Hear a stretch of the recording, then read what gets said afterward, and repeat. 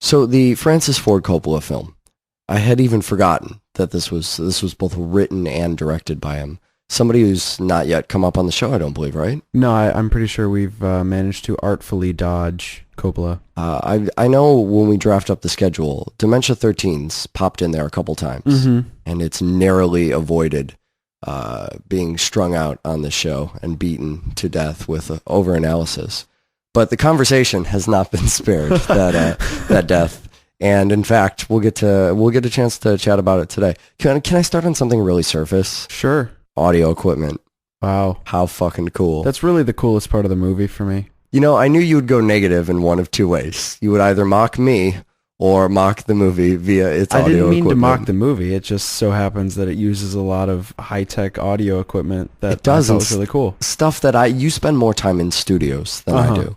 You are still fronting Glittermouse, the band, and you guys record a shit ton. Yeah, we do. Do you see equipment like this in studios still, or is that all gone? No, it depends on the studio, but a lot of studios like to show off with equipment like this. Sure. So it's a kitschy kind of thing. Yeah, I mean, it's there, and then it's usually, look, we have this, and then the subtext of, but I can pretty much just do that digitally now. So show off your expensive antiques, and then show off your skill by stating that with a little bit of technical wizardry, you can replace all of that old shit. Exactly. The audio equipment in this film was actually a lot of the same equipment used for the Watergate tapes. Not the physical props in the movie. They didn't, borrow them from the conversation but and the use same them models for Watergate. But rather, the same kind of equipment. And a lot of people, this came out, right as Watergate was kind of happening. And so a lot of people read into this as a commentary on Nixon. And thankfully, for double feature fans, we don't really need to talk about Nixon at all because it's not a commentary on Nixon. Yeah, that's true. It happened to be coincidental timing, which, how amazing is that? Do you remember when that bullshit Russian spy movie came out with Angelina Jolie? Roughly. Yeah, you remember this. There was also, I know you have not seen the news in about 10 years, but there was a Russian spy at the time. So they make this movie, they release the movie, opening weekend, we catch a Russian spy. It's a huge news story. And suddenly people go see this movie that otherwise maybe they wouldn't because it's about the Russian spy. It's just what's kind of in popular culture at the time. It's what people are talking about. They want to see more. Blind luck is what it is. Yeah, that's exactly what it is. Blind luck. But a fantastic streak of luck. And Coppola himself has even kind of said, look, I don't know if anyone would give a shit about this movie had all of this stuff with Watergate not happened. His terms were a lot more delicate than mine were. And it would have been a fucking tragedy had no one seen this film just because, Watergate wasn't in all the headlines. Because Watergate wasn't cool at the time. Right, Watergate wasn't in yet. So they filmed the thing pre-Nixon. It's largely viewed as a Nixon commentary. And that's really interesting to me. To talk then about the content of the movie itself instead, there's a lot of stylistic things that are really interesting to me. So we have Gene Hackman and his partner from Dog Day Afternoon. Right. Who are both in this film. I was going to say who are both back, but I don't think we've ever seen Gene Hackman in anything. Yeah, I don't know about that either. He's one of those people who I'm aware he's in a ton of movies, and I have seen him twice. Once when he kind of played the same role in Enemy of the State, which is weird. Did you ever see that? You remember that movie? It was like a Will Smith kind of thing. I missed Will Smith until iRobot. Well, you never saw Men in Black? Don't answer that question. This is not the Will Smith podcast. He was this guy, this conspiracy theory kind of ex-CIA. I saw the movie once when it came out, so I'm really... Yeah, for me, Gene Hackman was always Hoosiers and the Royal Tenenbaums. Okay, yeah, I saw him in the Royal Tenenbaums as well. I'm pretty sure he wore a translucent raincoat in Enemy of the State. Wow. I think it was pretty much the same character from this movie, down to Coppola should probably sue for royalties. The film opens on the shot of what they later refer to as the quad. I don't know exactly where this is. Right. But we're getting this slow zoom shot. On a mime. Right, on a mime. Which I think is probably there to distract us, right? Yeah, well, the thing is from really far away, you see the zoom start going in. Yeah, right. And immediately I see this mime and go, well, that's the most interesting thing happening right now. We're clearly going to try to find some idiosyncratic, non-interesting point on this quad, but we just kind of zoom into this mime. And this unveils the opening scene, which is really the plot for the rest of the movie. Deconstructing one event that happens to you, immediately first frame of the film. Mm-hmm. And very few movies do that without a sort of gimmick, flying tom-tom kind of, this is going to be important later. This is really, the rest of the movie is talking about this one important event. Right. And before you know who any of the characters are or what to look for, you happen to walk by this event. You're getting the freshest kind of perspective you possibly can on this. Mm-hmm. They use this mechanic after that of replaying the same scene and pulling out new information. Right. So when you get the scene the first time, you're not actually seeing the scene with the most information you're ever going to have. Right. Well, you miss a lot of audio, and you kind of only see parts of it. It cuts to other people doing other things. This isn't a matter of just pay attention, all the clues are already there.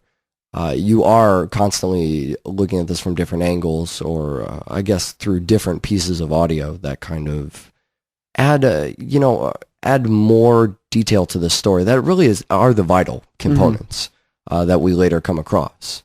But as we're going over and over this scene, and they change it up a little bit as far as camera angles, and sometimes they'll show the scene out of focus to kind of mirror how the audio is still needs a bit of construction. Right. It makes me sort of wonder, if we can spend this time on what's honestly a pretty mundane scene. Mm-hmm. There's no murder here. There's no exchange of goods. There's no nothing. It's just people talking. There's barely any interesting lines. Right. It's mostly bullshit dialogue. It's mostly filler that the characters are a lot of times throwing out to throw other people off of what they're actually trying to discuss. And so it's something that makes me wonder how much we're missing in other scenes. In a typical scene, something like we'll see in Rear Window, where we watch a scene, the scene is over, it's out of our minds, it's completely done. Whereas, that scene from other angles could tell a completely different story. Yeah. There's probably an entire movie to be made over one scene if the conversation isn't already that film, just by discovering additional details.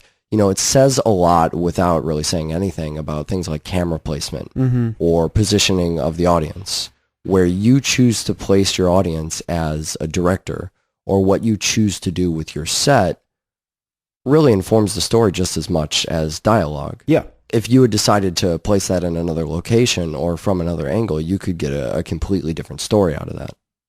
Let's go back to Harry, Gene Hackman's character, for just a second.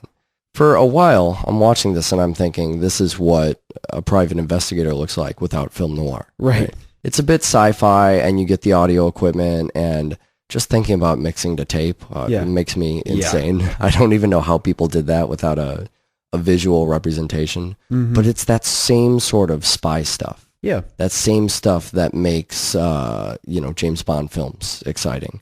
Having these devices laid out in front of you, seeing somebody interact with them, exploiting a profession that is completely unknown to the audience. Yeah, well, it's basically showing you a bunch of stuff and you have no idea what it does, and then you get to watch it do stuff. Right, and that's the magic of these foreign devices. Yeah. You're sitting there enamored with seeing something for the first time, getting inside a profession that, probably, let's just go ahead and round and say everybody watching this film has never been, into wiretapping. That's never been their profession. But then, as you pointed out, our protagonist does play saxophone. We're just doing neo-noir, right? Yeah, it really is. You can't get away from, you have a private investigator. Is it possible to not have film noir in some capacity when you have a private eye? Yeah, not if the private eye is the main character, and not if there's a mystery that needs unraveling. You're just fighting it so hard. And eventually you give in and you play fucking saxophone. Yep. You have to. So, outside of his job, which defines a lot of him, how do you describe this character? Who is he? What is he about? He's alone. He's a loner. Yeah. He pushes people away. He doesn't like people to know what he's up to. He's kind of a creep. He's also got this really weird religious hang-up, which I think is kind of butting heads with the fact that his job requires him to be disconnected. Sure. A bit of a cognitive dissonance there. Yeah. He he's really well known in the surveillance community. Sure. He's the number one surveillance guy, which that's like being the best ant squasher, the best pest control guy. Right. If you're not in pest control, Yellow Pages. Yeah. But apparently he has friends. He has acquaintances, business partners. And he has kind of a developed fame that comes with his ability to survey targets and I guess get results. It's a skill set that's certainly to be admired. I mean, part of, looking at him play with these gadgets is attempting to show you this is his craft. Yeah. This is the work that goes into that. And to kind of help you respect that a little bit from the perspective of someone who has no idea what the fuck he's doing. Mm-hmm. But I think what makes him feel creepy is that he's paranoid like a motherfucker. Yeah. He has that bit of dialogue with the woman he's sort of seeing or whatever towards the beginning of the film. And she's actually being pretty nice to him about how fucking weird he's being. Right. She's being remarkably understanding, but kind of in a coy, jabbing, you're a weirdo way. Right. Yeah, she is being playful about the fact, it's so weird how you sit up top at the stairs for an hour and watch me as if I'm doing something. Like, I don't know how she has that much tolerance. It's really pretty amazing. So at first we get this idea maybe that he's paranoid because of the field he's in, which ultimately is why he's paranoid, regardless of whether he has cause to be or not. In the beginning of the movie, I kind of feel like he's just paranoid because of his job. Yeah. Do you get that feeling, or are you suspicious right away? No, I think he knows what people are capable of doing. He's got a very heightened awareness of what people can know you're up to and how easy it is to be under surveillance. How he knows how simple it is to bug your bird. Right. And know everything you're saying. Yeah, something they go over at the party at the shop, that's such a good idea to set a scene. A terrible idea for a party. Maybe a great idea for a party, though. I don't know. You bring everybody back to that shop, and this helps us inform the technology, inform the characters, get more of the background,